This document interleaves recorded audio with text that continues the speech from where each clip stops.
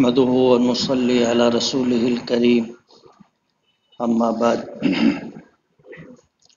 فأعوذ بالله من الشيطان الرجيم إن الدين عند الله الإسلام وقال النبي صلى الله عليه وسلم إن الدين يسر ولن يشاد الدين أحد إلا غلب فسددوا وقاربوا صدق اللہ العظیم وصدق رسولہ النبی الکریم۔ بزرگان محترم اور عزیز دوستو،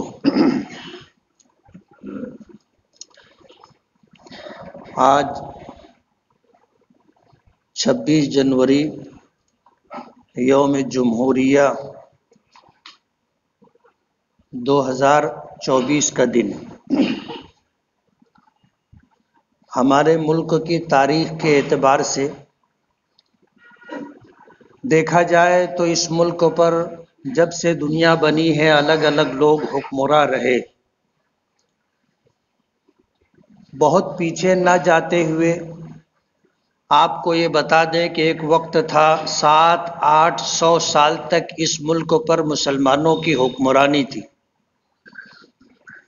اور ملک کے ایک بڑے حصے پر الگ الگ ناموں سے الگ الگ ریاستیں قائم تھی جہاں مسلم حکمراں تھے۔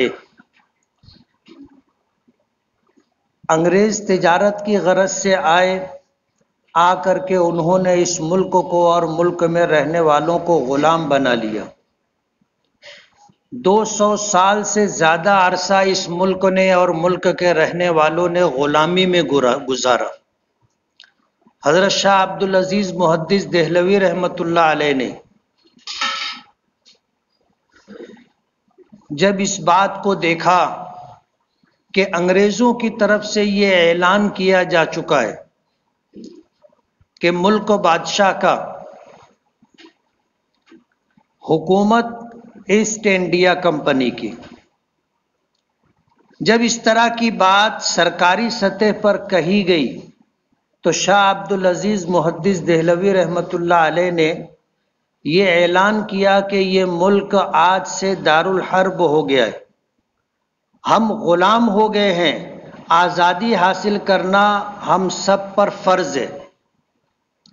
شاہ عبدالعزیز محدث دہلوی رحمۃ اللہ علیہ کے اس اعلان اور تحریری طور پر اس فتوے کے بعد اس ملک میں آزادی کی جدوجہد شروع ہوئی،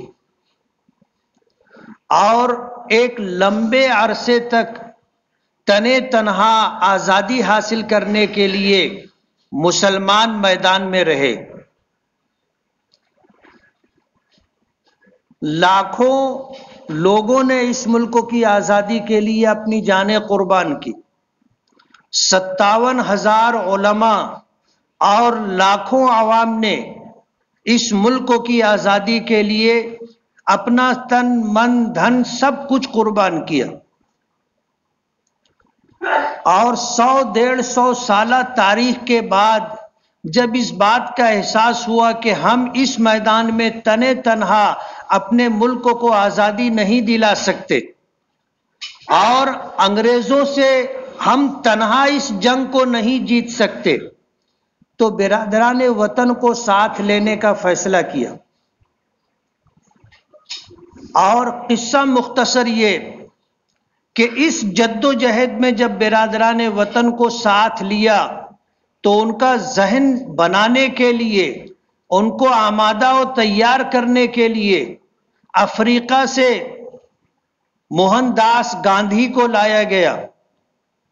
حضرت مولانا محمد علی جوہر، مولانا ان کے بڑے بھائی مولانا شوکت علی، ان حضرات نے بمبئی کی اپنی کوٹھی فروخت کی، اور جو قیمت آئی اس قیمت کے ذریعے پورے ملک میں گاندھی کا دورہ کروایا۔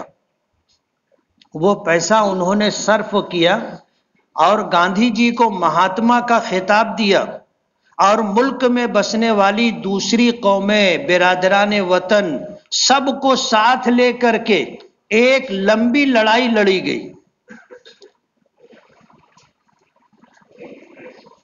کانگریس کا وجود ہوا، 1919 میں جمعیت علماء بنی، جمعیت علماء کے پلیٹ فارم سے شیخ الہند رحمۃ اللہ علیہ، شیخ الاسلام مولانا حسین احمد مدنی رحمۃ اللہ علیہ، مولانا ابو الکلام آزاد رحمۃ اللہ علیہ، مفتی کفایت اللہ رحمۃ اللہ علیہ، مولانا حفظ الرحمان سہاروی رحمۃ اللہ علیہ، مولانا حسرت موہانی رحمۃ اللہ علیہ، یہ وہ اکابرین علماء اور بزرگان دین تھے جنہوں نے جمعیت علماء قائم ہونے کے بعد جمعیت علماء کے نام سے ملک بھر کے مسلمانوں کو اکٹھا کر کے اس جنگ کو آگے بڑھانے کا سلسلہ شروع کیا۔ برادران وطن کو ساتھ لیا گیا تھا۔ اسی وقت سے یہ بات کہی جا رہی تھی کہ یہ ملک آزاد ہوگا۔ جس طرح لوگ اس تحریک سے جڑ رہے تھے، مستقبل بظاہر نظر آ رہا تھا۔ اللہ کے رسول صلی اللہ علیہ وسلم نے فرمایا کہ اتقوا بفراست المؤمن فإنه ينظر بنور اللہ، کہ مومن کی فراست سے ڈرو، وہ اللہ کے نور سے دیکھتا ہے۔ کسی نے کہا ہے قلندر ہرچ گوید دیدہ گوید، کہ اللہ والے جو کچھ بولتے ہیں وہ دیکھ کر کے بولتے ہیں، ان کو دکھائی دیتا ہے، مستقبل کا اندازہ صحیح معنوں میں وہ لوگ کر سکتے ہیں۔ ہمارے اکابرین اور بزرگوں نے کانگریس کے ان اکابرین سے جو اس ملک کی آزادی کے لیے جنگ لڑی جا رہی تھی ساتھ میں تھے، ان سے اس بات کا وعدہ لیا تھا کہ ملک آزاد ہوگا تو اس ملک کا دستور سیکولر اور جمہوری ہوگا۔ یہ پہلے سے وعدہ تھا، ذمہ داری تھی، اور یہ سلسلہ چلتا رہا تا آ کے 15 اگست 1947 کو یہ ملک آزاد ہوا۔ انگریز نے جاتے جاتے اس ملک کے 2 ٹکڑے کیے۔ محمد علی جناح نے اسلام کے نام پر، مسلمانوں کے نام پر ایک ملک مانگا، اسے ہندوستان کا ایک چھوٹا سا ٹکڑا دے دیا گیا جو پاکستان، مغربی اور مشرقی پاکستان سے نہ جانا جاتا تھا۔ جہاں مسلمانوں کی اکثریت تھی، ایسے 2 حصے پاکستان کے نام سے مسلم لیگ نے لے لیے۔ جمعیت علماء نے ہمیشہ اس کی مخالفت کی۔ اس وقت بھی ہم تقسیم کے مخالف تھے اور آج تک ہم تقسیم کے مخالف ہیں۔ ملک کی آزادی کے بعد ہمارے اکابرین اور بزرگوں نے، جنہوں نے اس ملک کی آزادی کے لیے بے پناہ قربانیاں دی تھی، اور ان کی قربانیاں جگ ظاہر تھی، اور انہوں نے تمام ذمہ داروں سے اس بات کا عہد لیا تھا کہ جب ملک آزاد ہوگا تو اس ملک کا دستور، سنویدھان اور قانون سیکولر ہوگا۔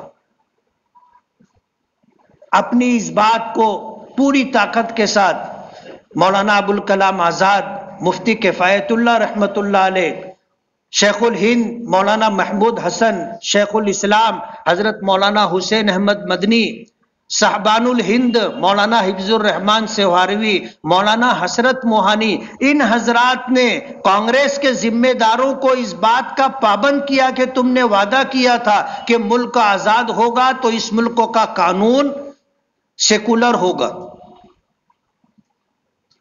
اس بات کو نافذ کرنے پر انہیں مجبور کیا، اور الحمدللہ تقریباً 250 افراد پر مشتمل پورے ملک سے چنندہ لوگوں کی ایک کمیٹی بنی، اور ڈاکٹر بھیم راؤ بابا صاحب امبیڈکر کی صدارت میں یہ کمیٹی اس ملک کے لیے قانون بنانے کا کام کر رہی تھی، اور 26 جنوری 1950 کو اس ملک کو ایک قانون دیا گیا۔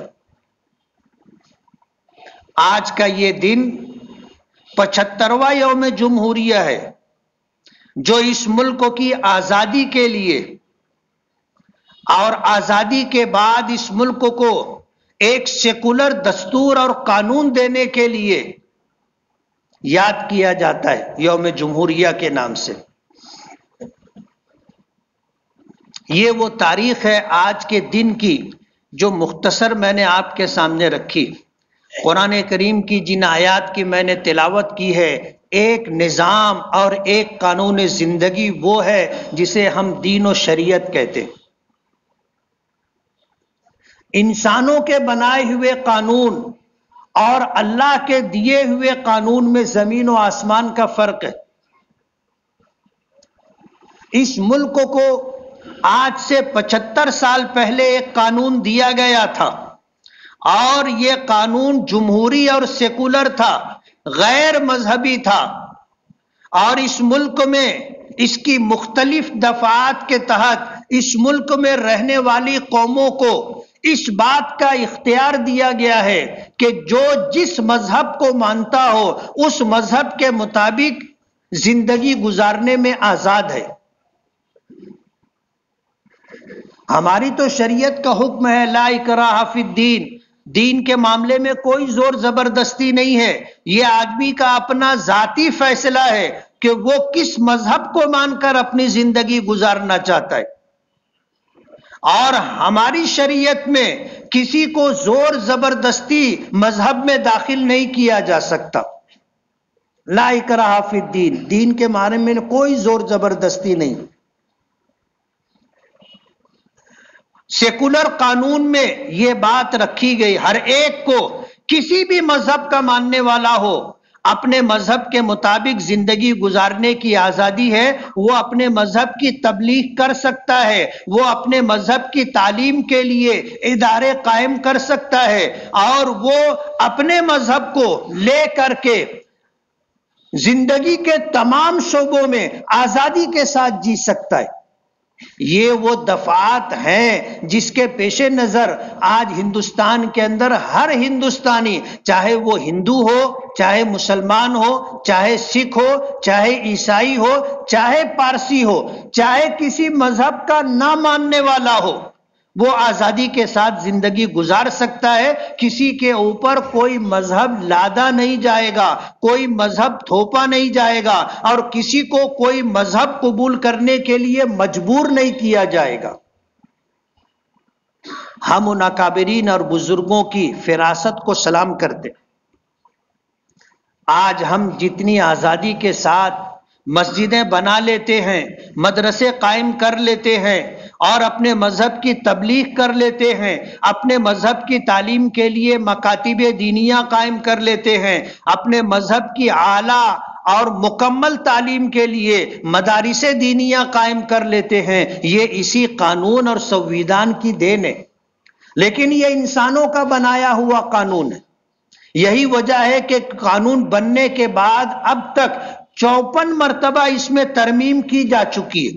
وجہ اس کی یہ ہے کہ جو قانون بنانے والے لوگ تھے وہ انسان تھے، اور انسان قانون بناتا ہے اپنے ماضی کو دیکھ کر، حال کو دیکھ کر، مستقبل کے تعلق سے وہ اندازہ کر سکتا ہے کہ حالات کیا ہو سکتے۔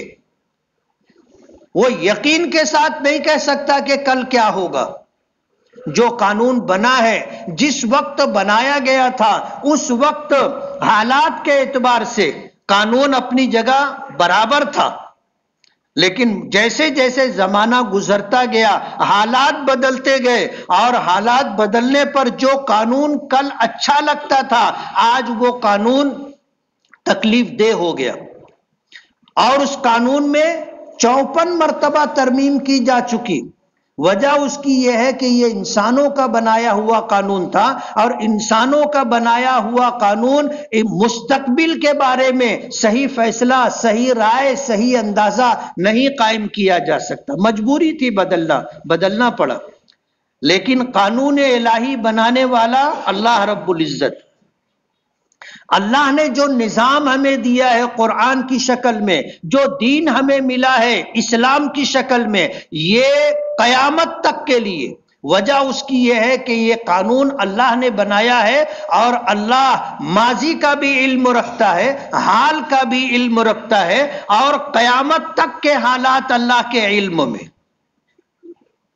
اس نے انسانوں کو پیدا کیا ہے، انسانوں کے حالات سے پوری طرح واقف ہے، تو اللہ علیم و خبیر ہے۔ نہ حالات اس کے علم سے باہر ہیں اور نہ انسانوں میں آنے والی تبدیلیاں اس کے علم سے باہر ہیں. سب کچھ اللہ جانتا ہے. ما کانا ما یکونو کا علم، کہ جو تھا اس کا بھی علم اللہ کو ہے، جو ہے اس کا بھی علم اللہ کو ہے، اور جو ہوگا اس کا علم بھی اللہ کو ہے. یہی وجہ ہے کہ 1400 سال 1450 سال گزر جانے کے بعد بھی شریعت کے احکام جیسے تھے من و عن ویسے ہی ہے، اس میں بال برابر تبدیلی نہیں آئی. قرآن کی ایک آیت بھی بدلی نہیں گئی. 1450 سال پہلے جناب رسول اللہ صلی اللہ علیہ وسلم نے اللہ پاک کی طرف سے جو دین ہمیں دیا، مکمل دین عطا کیا، کہیں اس میں کوئی فرق نہیں آیا. شریعت ترمیم قبول نہیں کرتی، ناقابل ترمیم ہے، اس میں کوئی تبدیلی نہیں کی جائے گی. انسانوں کے بنائے ہوئے قانون بدلتے رہتے. آج اس ملک میں جو ماحول ہے اور جس طرح اس ملک میں مسلمانوں کو نشانہ بنایا جا رہا ہے اور قانون کی خلاف ورزی کرتے ہوئے اس ملک میں جس طرح کام کاج کیے جا رہے ہیں، حکومت کا اپنا کوئی مذہب نہیں ہے، یہ قانون کہتا ہے، لیکن برسر اقتدار جو حکومت ہے وہ ایک مذہب کو تھوپنے کے لیے، لادنے کے لیے ہر حربہ استعمال کر رہی. سوال یہ ہے کہ آج ہمیں ڈرا کر کے، دھمکا کر کے، دبا کر کے اور طاقت کا اور حکومت کا ناجائز استعمال کر کے جس طرح ہمیں ستایا جا رہا ہے اور ہمارے مذہب کو، ہماری شریعت کو، ہمارے کلچر کو جس طرح ختم کرنے کی کوشش کی جا رہی ہے، ایسے حالات میں ہمیں کیا کرنا چاہیے؟ بات سمیٹ کر کے میں نے کہی ہے، داستان بہت لمبی ہے، داستان بہت لمبی ہے، اور یہ دن دو دن کی بات نہیں، صدیوں کا قصہ ہے. تھوڑی دیر میں آپ کو تاریخ کا ہر پہلو نہیں بتایا جا سکتا. بات آپ کو سمجھ میں آ جائے اس میں ضروری کچھ گوشے تھے جو میں نے آپ کے سامنے رکھے ہیں. سوال یہ ہے کہ اب حالات ایسے ہیں، ہمیں کیا کرنا چاہیے، ہماری کیا ذمہ داری؟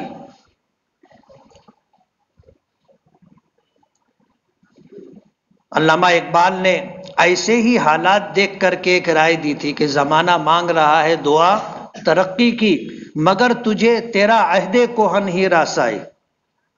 ایسے حالات کے اندر ہماری شریعت ہمیں جو بتاتی ہے، شریعت پر نظر رکھنے والوں نے ہمیں جو راستہ بتایا ہے، ظاہر بات ہے ہمیں اسی شریعت کو سامنے رکھ کر کے اور شریعت کے قوانین کے مطابق ان حالات میں اپنی ذمہ داریوں کو محسوس کر کے جو راستہ اپنانا ہے وہی ہمارے لیے انشاءاللہ نجات کا باعث ہوگا. ہم مایوس نہیں ہیں. اس سے زیادہ برے حالات آئے. ایک وقت تھا انگریزوں نے جب اس بات کو دیکھا کہ یہ ملک مسلمانوں سے ہم نے چھینا ہے، الگ الگ علاقوں پر مسلمانوں کی حکومتیں تھی اور الگ الگ مذہب کے ماننے والے ہندو راجاؤں کی حکومت تھی، ہم نے ان سے چھینا ہے. بڑا طبقہ، بڑا حصہ مسلمانوں کے پاس تھا اور سب سے زیادہ جد و جہد انہوں نے کی ہے. ہم نے جب ان سے یہ ملک کو چھینا ہے تو اس ملک کی آزادی کے لیے، اس ملک کو غلامی سے نکالنے کے لیے سب سے زیادہ وہی پیش رہیں گے. اور تاریخ اس بات کی گواہ ہے، سب سے پہلے اور سب سے زیادہ قربانی ہم نے دی ہے. انہوں نے اسلام اور مسلمانوں کو ٹارگٹ کیا تھا، عیسائی مشنریوں کو بلایا تھا، ملک کے چپے چپے پر مناظرے ہوتے تھے اسلام اور ہندوازم کے، ملک میں مناظرے ہوتے تھے اسلام اور عیسائی مذہب کے، اور اسے سرکاری سرپرستی حاصل تھی. یہ سب کچھ ہو رہا تھا طاقت کے بلبوتے پر، مال و دولت کے بلبوتے پر، اور سرکاری سرپرستی میں یہ سب کچھ ہو رہا تھا۔ اور سب سے پہلے آواز مسلمانوں نے اٹھائی تھی۔ تاریخ اٹھا کر کے دیکھو، شاہ عبدالعزیز رحمت اللہ علیہ کا فتویٰ ملکوں کی آزادی کے لیے بنیاد کی حیثیت رکھتا ہے، ورنہ لوگ انگریز حکومت کی نوکری چاکری کرتے تھے، بڑے بڑے لوگ خبری بن کر کے کام کرتے تھے، حکومت سے مراعات حاصل کرتے تھے۔ ہمارے اکابرین اور بزرگوں نے کبھی حکومت کی نہ چاپلوسی کی، نہ نوکری چاکری کی، اور نہ کبھی خبری بن کر کے زندگی گزاری۔ اپنی ایک الگ شناخت رکھی، جو تاریخ میں ہے وہ ہے، اسے مٹایا نہیں جا سکتا، بدلا نہیں جا سکتا۔ ہمیں 1400 سال پیچھے جانا ہوگا۔ سرکار دو عالم صلی اللہ علیہ وسلم اور آپ کے ماننے والوں نے جن نامساعد سخت حالات کے اندر کیا ہے وہی ہمیں کرنا ہوگا۔ حالات آئے، حضرت بلال کے پیروں میں بیڑیاں ڈال کر کے گرم تپتی ہوئی ریت پر ڈال دیا جاتا تھا، سینے پر بھاری پتھر رکھ دیا جاتا تھا، اور کہا جاتا تھا کہ محمد کا دین چھوڑ دو، تو وہ کہتے تھے احد احد احد، کہ بس اللہ ایک ہے۔ شرک کی طرف واپسی نہیں کی۔ حالات بگڑے، لوگوں نے ان کا گھر چھین لیا، مال و دولت چھین لیا، سب کچھ چھین لیا، کپڑے تک اتروا دیے، اس طرح گھر سے نکالا، شہر سے نکالا، قبول کیا، لیکن اسلام نہیں چھوڑا۔ حضرت صہیب رومی روم کے رہنے والے تھے، مکہ آئے، اسلام قبول کیا اور کوشش کرتے رہے، اللہ نے نواز دیا۔ جب ہجرت کر کے مکے سے مدینہ جانے لگے تو مکے کے لوگوں نے راستہ روکا، جا نہیں سکتے، کہا مجھے جانا ہے۔ کہا جب مکہ آئے تھے تو خالی ہاتھ تھے، کچھ نہیں تھا، جو کمایا ہے یہاں کمایا ہے، سب چھوڑ دو، چلے جاؤ۔ صہیب رومی نے اپنا گھر، اپنے پاس جو کچھ تھا سب، اور یہ بھی بتا دیا کہ میں نے کہاں درہم و دینار دفن کیے ہیں، گھر کے کس گوشے میں میرا کمایا ہوا مال دفن ہے، سب بتا دیا، چھوڑ کر کے چلے گئے، خالی ہاتھ مکے سے مدینہ گئے۔ نبی کریم صلی اللہ علیہ وسلم نے استقبال کیا، مبارکباد دی کہ صہیب تم نے جو تجارت کی ہے، اس تجارت میں تم نے نفع کمایا ہے، تم کامیاب ہو گئے۔ میں ایک ایک نام لے رہا ہوں، ایسے ہزاروں لوگ ہیں جنہوں نے ہر طرح کی قربانی دی۔ حضرت سمیہ رضی اللہ تعالی عنہا جان کی قربانی دی، ان کے شوہر یاسر نے جان کی قربانی دی، ان کے بیٹے عمار نے آخر وقت تک نبی کریم صلی اللہ علیہ وسلم کا ساتھ نبھایا۔ ہزاروں کی تعداد میں بے دست و پا تھے، کچھ نہیں تھا۔ مکے کی 13 سالہ زندگی صرف برداشت کرنے کا حکم تھا، صبر کرنے کی تاکید کی گئی تھی۔ رسول اللہ صلی اللہ علیہ وسلم جب ان مظلوموں کے پاس سے گزرتے تھے تو صبر کرنے کی تلقین کرتے تھے، اور اللہ کی طرف سے اچھا بدلہ، جنت ملنے کی بشارت دیا کرتے تھے۔ وہ اپنے دین سے ہٹے نہیں، اپنے مذہب کو چھوڑا نہیں۔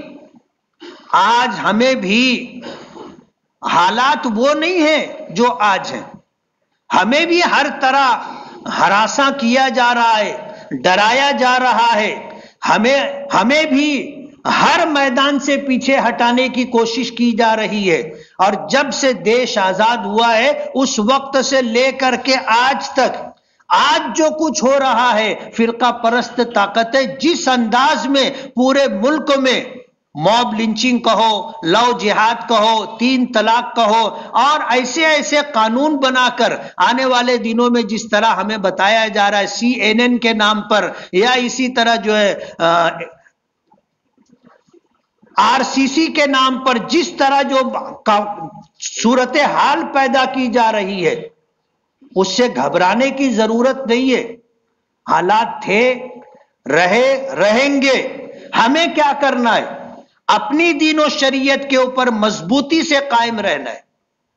ہم اللہ کے دین پر مضبوطی سے قائم رہیں گے، حالات کا مقابلہ کریں گے اور ظلم و زیادتی کے مقابلے میں صبر سے کام لیں گے.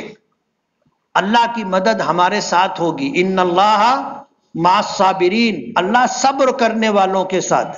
حالات رہیں گے، ہمیں مایوسی نہیں ہے، اور ہم اللہ کے لیے، اللہ کے دین کے لیے جان دینا، ہم کبھی اس سے پیچھے نہیں رہے. ہماری تاریخ رہی ہے، ہماری تاریخ رہی ہے. جہاد کہو ہماری تاریخ رہی ہے، صبر و برداشت کہو ہماری تاریخ رہی ہے. ہم اگر اللہ کے راستے میں کام آ گئے تو ہم شہید ہوتے، اور اللہ کے راستے میں مقابلہ کرتے ہوئے، برداشت کرتے ہوئے اگر زندگی ہم نے پالی تو ہم غازی رہتے. ہم کبھی حالات سے سمجھوتا نہیں کرتے. اللہ کے دین و شریعت پر ہر حال میں ہمیں قائم رہنا ہے.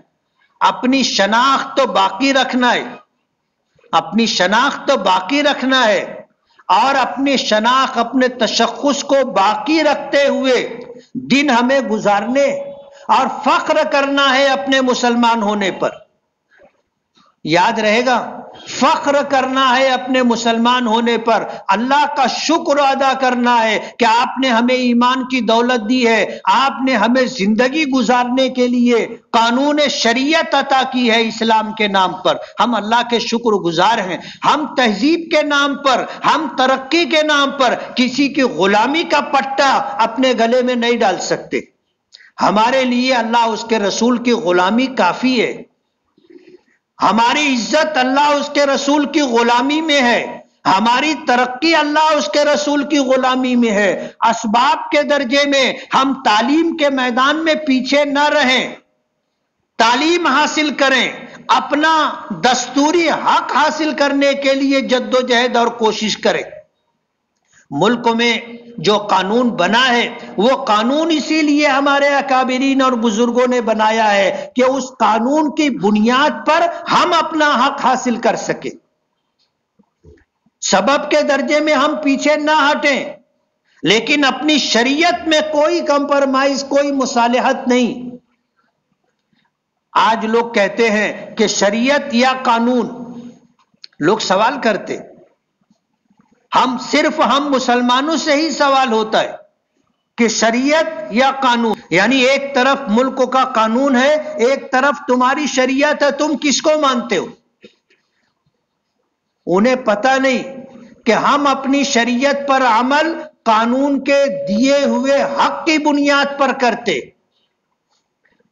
ہمارے پاس اس کمیٹی کا بنایا ہوا قانون جسے بابا صاحب امبیڈکر نے ان کی سرکردگی میں بنایا گیا تھا، اس قانون میں ہمیں یہ حق دیا گیا ہے کہ ہم اپنی شریعت پر عمل کرنے میں آزاد ہیں. تم شریعت کو اس سے باہر مت کرو. اور یہ سوال صرف مسلمانوں سے اور ہم سے کیا جاتا ہے. آج جو برسر اقتدار طبقہ ہے ان سے کیوں نہیں پوچھتے؟ ان سے کیوں نہیں سوال کیا جاتا کہ سناتن دھرم اور قانون؟ آپ ان سے بھی تو پوچھو. اگر یہ سوال تم ہم سے کرتے ہو تو یہ سوال ان سے بھی کرو نا. لیکن یہ سوال صرف ہم سے کیا جاتا ہے. وجہ اس کی یہ ہے کہ ہم جان دے سکتے ہیں، اپنا مذہب نہیں چھوڑ سکتے.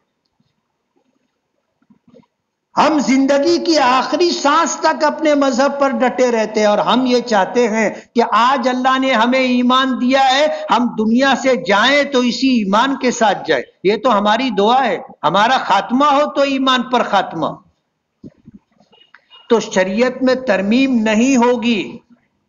انسانوں کے بنائے ہوئے قانون میں ترمیم ہوتی رہی ہے اور ہوتی رہے گی. تو آج اگر یہ یوم جمہوریہ ہے اور اس دن اس ملک کو ایک قانون ملا تھا، اس دن اس ملک کو ایک संविधान मिला था जिसे उस कमेटी ने बनाया था, जिसमें तकरीबन 53 मुसलमान थे, अलग अलग मजहब के मानने वाले लोग थे। लेकिन इस मुल्क का दस्तूर सेकुलर हो, इस मुल्क का दस्तूर गैर मजहबी हो, इस मुल्क का दस्तूर जमहूरी हो, इस बात को मनवाने में हमारे अकाबिरीन और बुजुर्गान दीन पेश रहे। आप नाम याद रखिए, उन 53 लोगों के नाम आप तारीख में ढूंढोगे मिल जाएंगे, लेकिन नुमाया नाम मुफ्ती किफायतुल्लाह रहमतुल्लाह अलैह, नुमाया नाम मौलाना अबुल कलाम आजाद रहमतुल्लाह अलैह, नुमाया नाम मौलाना हिफ्जुर रहमान सिवहारी रहमतुल्लाह अलैह, नुमाया नाम मौलाना हसरत मोहानी रहमतुल्लाह अलैह। ये वो नाम है जिन्होंने इस मुल्क को जो कानून दिया, वो कानून सेकुलर कानून है, जिसके मुताबिक हम अपना हक मांगने की ताकत रखते। यही कानून हमारी ताकत है, और इसी कानून की वजह से हम मस्जिद बना लेते हैं, इसी कानून की वजह से मदरसे बना लेते हैं, इसी कानून की वजह से हमारी औकाफ की जायदादें बचेंगी, हमारे कब्रस्तान हैं, हमारी खानकाहें हैं, हमारी मस्जिदें हैं, हमारे मदरसे हैं। इस्लाम के नाम पर जिन लोगों ने वक्फ किया है कि इस्लाम को सरबलंदी और इज्जत मिले, उसके ये हक हमें संविधान और दस्तूर ने दिया है। इसलिए मायूस होने की जरूरत नहीं है। इस मुल्क का जो कानून है, इस कानून ने हमें ये हक दिया है, ये इख्तियार दिया है, ये अधिकार दिया है कि हम शान के साथ कह सकते हैं कि हम मुसलमान हैं, और अपने मुसलमान होने पर हम फख्र कर सकते हैं। हम माइक से अजान देते हैं, अल्हम्दुलिल्लाह। हम बड़े बड़े इदारे, दारुल उलूम देवबंद है, दारुल उलूम नदवतुल उलमा है, मज़ाहिर उलूम सहारनपुर है, दारुल उलूम शाही मुरादाबाद है। मुल्क के इलाकों में अलग अलग हिस्सों में हमारे लिए बड़ी बड़ी दरसगाहें हैं, और ये हक हमें कानून ने दिया है। हम कुरान की तालीम दे सकते हैं, ये हक हमें कानून ने दिया है। अपने बच्चों को मकतब में कुरान पाक की तालीम दे सकते हैं, ये हक हमें कानून ने दिया है। हम बाजमात नमाज पढ़ सकते हैं, हम ईदगाह बना सकते हैं, ये कानून, ये हक हमें कानून ने दिया है। इसलिए हम मायूस नहीं हैं, लेकिन हालात हैं, और इन हालात का मुकाबला करने के लिए हमें अपनी शरीयत पर, अपने दीन पर कायम रहना होगा, और इसी को अपना शिआर बनाना होगा। तहजीब के नाम पर, तरक्की के नाम पर हम किसी दूसरे की पैरवी और इत्तेबा नहीं कर सकते। अपनी शनाख्त बाकी रखना, बहैसियत मुसलमान अपना तारुफ कराना, और मुसलमान होने पर फख्र करना, ये हमें इख्तियार करना होगा। अगर हमने पीछे हटने की राह इख्तियार की, हमने कंप्रोमाइज करना शुरू कर दिया, लोग कहते हैं कुरान पाक की इतनी आयतें निकाल दो, हमने मान लिया, कल कहेंगे तुम 5 वक्त की नमाज पढ़ते हो, 3 ही वक्त की नमाज पढ़ो, फजर और इशा की नमाज बंद करो। अगर हम इस तरह मानना शुरू कर देंगे, हमारी शरीयत खत्म हो जाएगी, हमारी शनाख्त खत्म हो जाएगी, हमारी पहचान खत्म हो जाएगी। हम अपनी शरीयत के बारे में 1% भी पीछे हटने के लिए, बाल बराबर भी पीछे हटने के लिए तैयार नहीं है। और ये हक है हमारा, और ये हक हमें कानून ने दिया है। कोई अगर हमसे पूछे कि शरीयत या कानून, तो हम कहेंगे कि कानून में ही ये हक हमें मिला है कि हम अपनी शरीयत पर अमल करेंगे। व आखिरु दावाना अनिल हम्दुलिल्लाहि रब्बिल आलमीन। एक ऐलान था कि 5 जनवरी 2024 को दारुल उलूम मोहम्मदिया का टोटल चंदा 1,02,663 रुपए हुआ था, अल्हम्दुलिल्लाह। आइंदा हफ्ता 2 फरवरी को जामियतुस सालिहात का चंदा रहेगा इंशाअल्लाह। इसलिए वही सारी अपील, वही सारी बातें जो पीछे कही गई है, आज अपनी दीन, अपनी शरीयत को बाकी रखने के लिए, उसका इल्म हासिल करना, अपने बच्चों को कुरान और हदीस का इल्म देना जरूरी है। अगर हमारे पास इल्म नहीं रहेगा तो हम अमल कैसे करेंगे?